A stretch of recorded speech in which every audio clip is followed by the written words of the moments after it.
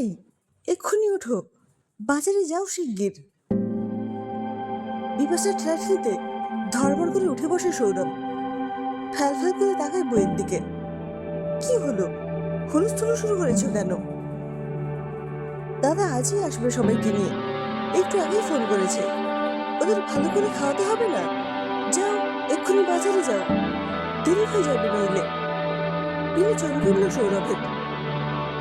এতদিন যে ভয়টা সে করছিল সেটাই হতে যাচ্ছে তবে।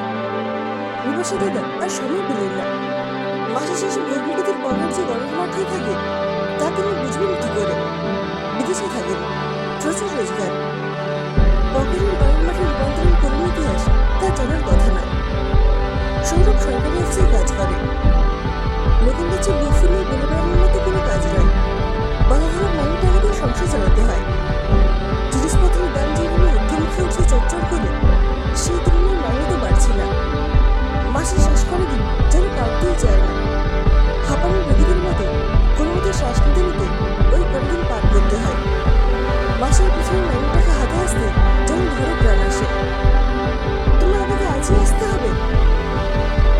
বিরক্ত হয়ে বলল সৌরভ। কেন, আজ আমার কি সমস্যা? এতদিন বাকির মতো 10 দিনের জন্য দেশে এলো দাদা, সবার সঙ্গে দেখা করবে না? সময় নেই তোর হাতে। তোমার ওনারা তোমাকে যথেষ্ট খাতির করার মতো পকেট ভারী নয় যে আমার। মাসের শেষ, জানো না? আরে বেশি খরচ করতে হবে না, আমার কাছে অল্প কিছু টাকা আছে, তাই দিয়ে বাজার করে নাও। সবকিছুই অল্প অল্প করে আনবে। দাদাদের 4 জনকে ভালো করে খাওয়াই, আমরা না হয় গন্ধ শুকিয়ে কাজ চালিয়ে দেব। হাসছে বিপাশা। এইরকম একটা সময় এমন নিষ্ঠুর রসিকতা ভালো লাগলো না সৌরভের। বিরক্ত হয়ে তাকালো সে। বিপাশা হাসতে হাসতেই বলল, রেগে গেলি নাকি? মজাও করতে পারবো না?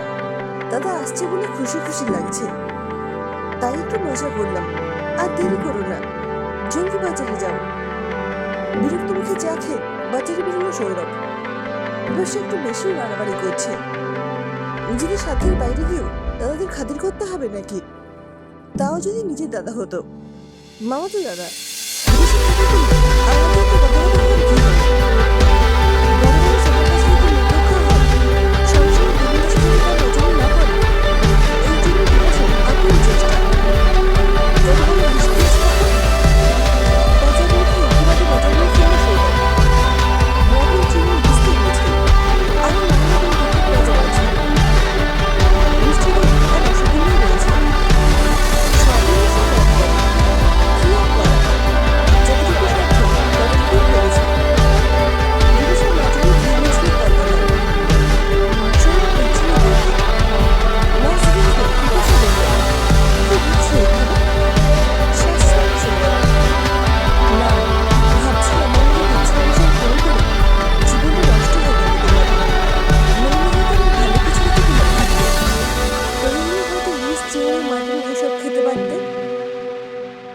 চাইছে আর জীবন নষ্ট হয়েছে কে বললো তোমায়?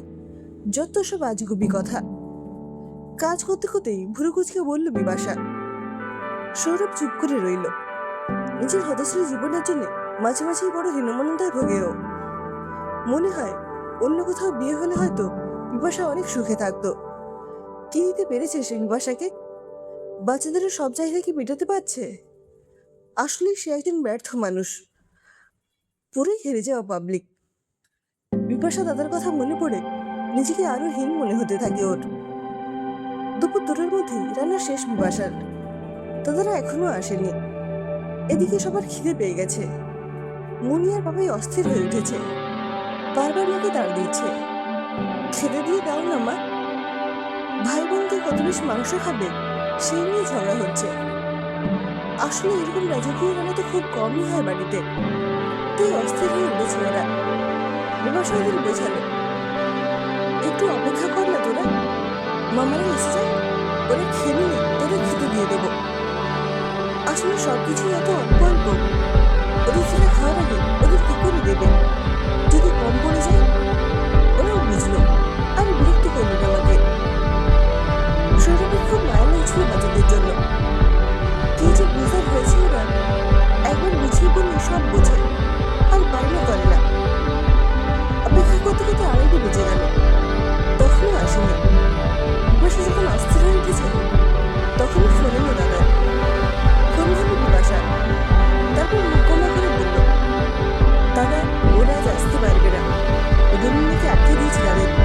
সেখানে দুপুরের খাওয়া দাওয়া হচ্ছে, আমাদের সাথে পরে দেখা করবে। ভাবো, সারাদিন এত কষ্ট করলে, এত কিছু রান্না করলে, এর কোনো দাম নেই তার কাছে। আশ্চর্য রক্তগর্ভী মানুষ তো। বিরক্ত হয়ে বলল সৌরভ। তবে নিতে হয়তো ভালো লাগলো না বিপাশার। সে মিনমিন করে বলল, আহা, দাদা জানতো নাকি যে রুমনি আটকে দেবে? রুমনিরই কাণ্ডজ্ঞান নেই। সৌরভ তখন মনে মনে আফসোস করছিল, এতগুলো টাকা মাসে শেষে এইভাবে খরচ হয়ে গেল বলে। পুরোটাই তো জলে গেল। বিপাশার উপরে খুব রাগ হচ্ছিল ওর। রেগে মেগে বাইরে বারান্দায় বসেছিল সে। মুন্নি এসে ডাকলো, বাবা খাবে চলো, মা খেতে ডাকছে। একটু পরে ছেলে মেয়েদের দিয়ে খেতে বসলো সৌরভ। ডাল, বেগুন ভাজা, ইলিশ ভাপা, চিংড়ির মালাইকারি, মটন কষা, শেষ পাতে দই মিষ্টি। একেবারে যেন বিয়ে বাড়ির ভোজ। কতদিন যে এমন খাওয়া হয়নি। খেতে খেতে মুন্নি আর বাবার আনন্দ উজ্জ্বল মুখের দিকে তাকিয়ে সৌরভের মনে হলো চলে যায়নি তো কিছুই। প্রতিদিনের ব্যস্ত জীবনে